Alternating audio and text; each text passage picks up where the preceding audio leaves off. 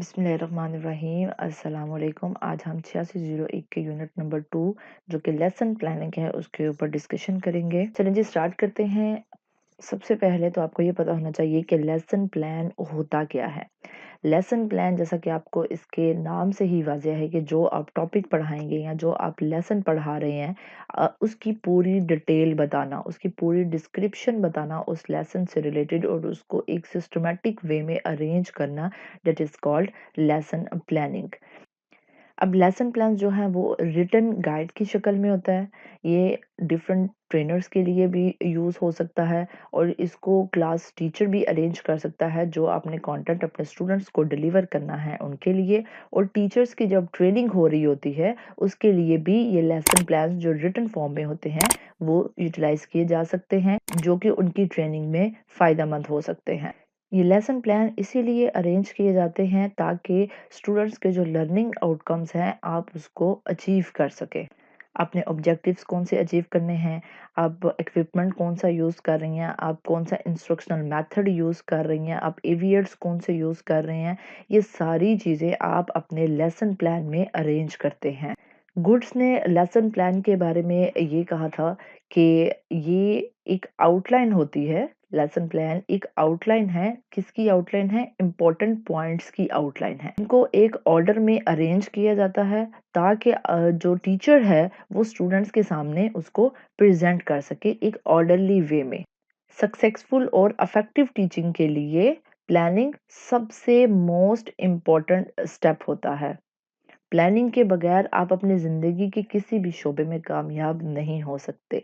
लिहाजा टीचर जब भी क्लासरूम में जाएगा तो फुल प्लान होकर जाएगा। लेसन प्लान भी इसीलिए अरेंज किया जाता है कि जो आपकी 30 या 40 मिनट्स की क्लास है आप उसमें टाइम को वेस्ट मत करें और एक ऑर्डर वे में अपनी क्लास को लेकर चलें। जो आपने प्लानिंग की है उसी प्लानिंग के अकॉर्डिंग आप उन स्टेप्स को फॉलो करके अपने टाइम को सेव करेंगे और मैक्सिमम जो आउटकम्स हैं आप उनको अचीव करेंगे।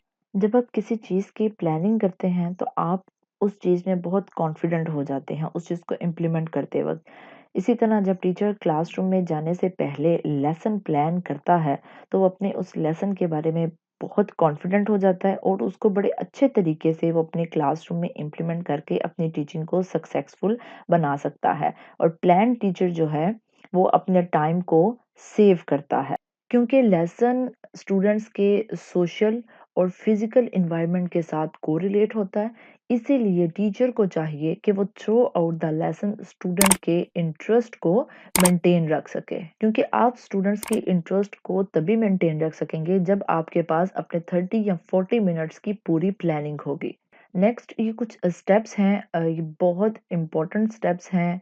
इन्हीं स्टेप्स की बेस पे हर्बर्टियन स्टेप्स हैं। इन्हीं स्टेप्स की बेस पे हमारे जो लेसन प्लान्स हैं वो अरेंज किए जाते हैं, जिसमें से फर्स्ट जो स्टेप है वो प्रिपरेशन है, सेकंड प्रेजेंटेशन है, third association, generalisation, application and recapitulation. इसको हम देखते हैं कि ये स्टेप्स कौन कौन से हैं।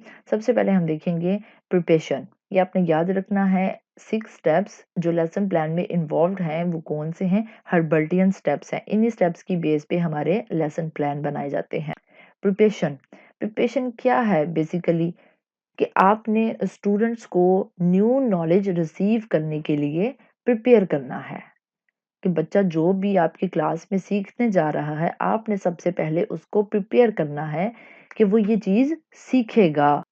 अब आपने उसके नॉलेज को, जो उसका प्रीवियस नॉलेज ऑलरेडी वो उस टॉपिक से रिलेटेड जानता है, आपने उसके प्रीवियस नॉलेज को न्यू नॉलेज के साथ लिंक्ड इन कर देना है।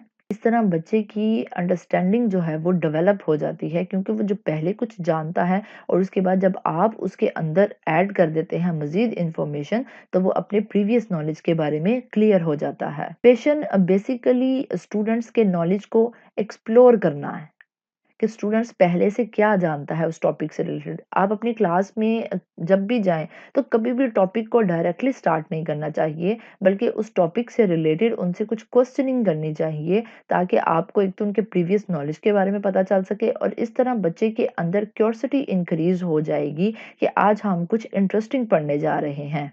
सेकंड स्टेप हर्बर्टियन लेसन प्लान का वो है प्रेजेंटेशन। फर्स्ट हमने पढ़ा था प्रिपरेशन और सेकंड अब हम उसको पढ़ने जा रहे हैं प्रेजेंटेशन।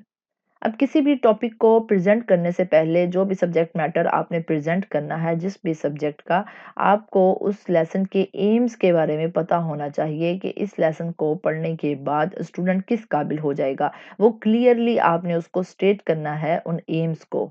अब प्रेजेंटेशन के स्टेप में बच्चों को न्यू आइडियाज़ हासिल करने चाहिए। आपकी प्लानिंग ऐसी हो कि जो बच्चों को नए आइडियाज़ की तरफ लेकर जाए, उनको क्लास में एक्टिव पार्टिसिपेंट्स बनाकर रखें आप। ये ना हो कि आपकी टीचिंग इतनी बोर हो जाए कि बच्चा उसको सुनते-सुनते फेड अप हो जाए और उसका इंटरेस्ट जो है वो ख़त्म हो जाए। तो आपने अपनी प्रेज़ेंटेशन इतनी इफ़ेक्टिव बनाकर रखनी है कि बच्चा जो है वो एक्टिव होकर क्लास में बैठे। अब जो भी टॉपिक आप पढ़ा रहे हैं, आप कोशिश करें कि आप उसकी हर चीज़ के बारे में इंट्रोडक्शन बच्चों को ज़रूर दें।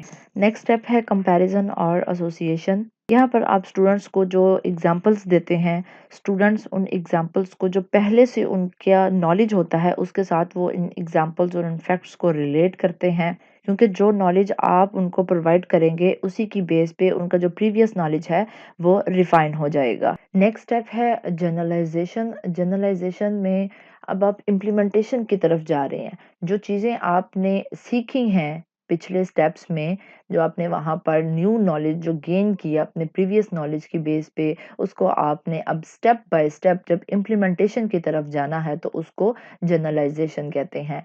इस स्टेप में हमारे जो लेसन के एम्स होते हैं, वो अचीव होना स्टार्ट हो जाते हैं। नेक्स्ट है एप्लीकेशन। अब आपने जो सीख लिया, अब आप उसको अपनी रियल लाइफ में अप्लाई करेंगे। जो नॉलेज आपने गेन किया था, अब वो परमानेंट हमारे माइंड में बैठना शुरू हो जाएगा। फाइनल स्टेप है रिकैप्चुलेशन। ये बिल्कुल लास्ट स्टेप है हर्बर्टियन लेसन प्लानिंग का। इसमें आपने जो भी सब्जेक्ट मैटर पढ़ाया होता है बच्चों को, उसमें आप उनकी टेस्टिंग करती हैं और वो टेस्टिंग आप सूटेबल क्वेश्चंस के थ्रू भी कर सकती हैं। और इस मेथड के थ्रू आपको ये पता चल जाएगा कि आपने जो टीचिंग की थी वो इफेक्टिव थी और सक्सेसफुल थी या नहीं। तो जी ये 6 स्टेप्स थे, हर्बर्टियन स्टेप्स, जो लेसन प्लानिंग में यूज किए जाते हैं। अब लेसन प्लान को राइट करते वक्त कुछ चीजें हैं जिनको आपने मद्देनजर रखना होता है।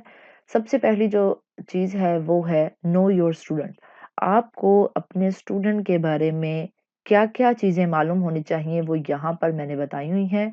सबसे पहले तो आपको उनके इंटरेस्ट लेवल के बारे में पता होना चाहिए कि उन बच्चों का इंटरेस्ट क्या है, वो सीखना क्या चाहते हैं, उनका बैकग्राउंड क्या है, उनका अटेंशन स्पैन क्या है। अटेंशन स्पैन्स कहते हैं कि स्टूडेंट क्लासरूम में कितने मिनट्स तक अटेंटिव होके आपको सुन सकता है। मोस्टली जो टाइम आता है 30 मिनट्स में, वो 10 मिनट्स का होता है कि बच्चों का जो अटेंशन स्पैन है वो 5 मिनट्स का 5 से 10 मिनट्स के दरमियान का होता है कि बच्चे आपको बिल्कुल अटेंटिव होके सुनते हैं। Ability to work together in a groups, आप बच्चों को इस काबिल बनाएं कि वो ग्रुप्स में अपना काम कर सकें। उनका प्रियोरियल नॉलेज आपको पता होना चाहिए, उनकी स्पेशल नीड्स क्या है और उनकी लर्निंग प्रेफरेंसेस क्या हैं, वो सीखना क्या चाहते हैं। ये सारी चीज़ें आपको स्टूडेंट के बारे में मालूम होनी चाहिए कि वो किस आईक्यू में फॉल कर रहे हैं। सेकंड जो चीज़ है जो आपको लेसन प्लान राइट करते वक्त देखनी है, वो ये है कि नो द कंटेंट। आप जिस कंटेंट पे वर्क करने जा रहे हैं, आप उसके बारे में क्या जानते हैं। जो सब्जेक्ट मैटर है, जो आप टीच करेंगे, उसके बारे में आपको इन्फॉर्मेशन होनी चाहिए। स्टेट या स्कूल लेवल पर जो करिकुलम करवाया जा रहा है, उसके बारे में आपको पता होना चाहिए। और आपके जो नेशनल स्टैंडर्ड्स हैं वो क्या हैं, क्योंकि जो हमारे स्कूल्स होते हैं यही हमारी सोसाइटी का मिरर होते हैं कि जो हमारी सोसाइटी में फिलॉसफी चल रही है उसको हम अपने स्कूल में इम्प्लीमेंट करते हैं। थर्ड जो चीज़ है जो आपको मालूम होनी चाहिए वो है नो द इंस्ट्रक्शनल मटेरियल, कि अब आपने जो कंटेंट डिलीवर करना है वो आप किस तरह से करेंगे। आप टेक्नोलॉजी यूज करेंगे, आप सॉफ्टवेयर्स यूज करेंगे, एवीएट्स का इस्तेमाल करेंगे, इक्विपमेंट्स किस तरह के आपने यूज करने हैं। तो ये 3 चीजें हैं जो लेसन प्लान को लिखते वक्त आपने इन तीनों को कंसिडर करना है। स्टूडेंट के बारे में, कंटेंट के बारे में और उस कंटेंट को डिलीवर कैसे करना है उसके बारे में। अब कुछ की कंपोनेंट्स हैं जो आप लेसन प्लान बनाते वक्त इन कंपोनेंट्स की बेस पे आप अपने लेसन को डेवलप करेंगी।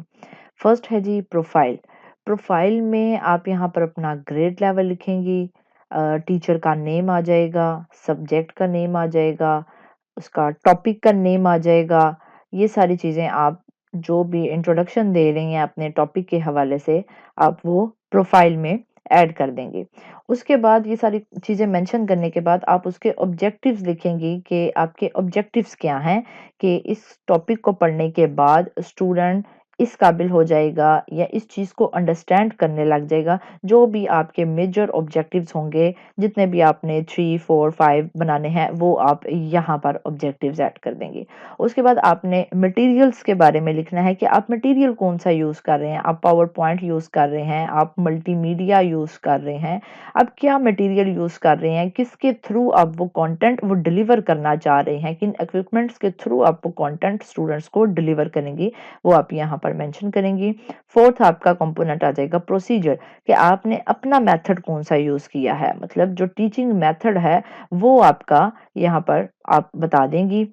और एट द एंड आप अपने असेसमेंट के बारे में बताएँगे कि आपने असेसमेंट जो लेनी है बच्चों को, जो आपने कंटेंट डिलीवर किया, वो आप किस तरह की असेसमेंट उनकी करेंगी। आप उनसे क्वेश्चन आंसर मेथड यूज़ कर रही हैं या आप उनसे कोई टेस्ट लेंगी इस टॉपिक से रिलेटेड, या जो भी आपकी टेक्नीक, आप असेसमेंट टेक्नीक यूज़ करना चाह रही हैं। इसके ऊपर मेरी एक डिटेल वीडियो भी है क्लासरूम असेसमेंट टेक्नीक्स के ऊपर, इसको कैट्स के एब्रिविएशन से शो करते हैं।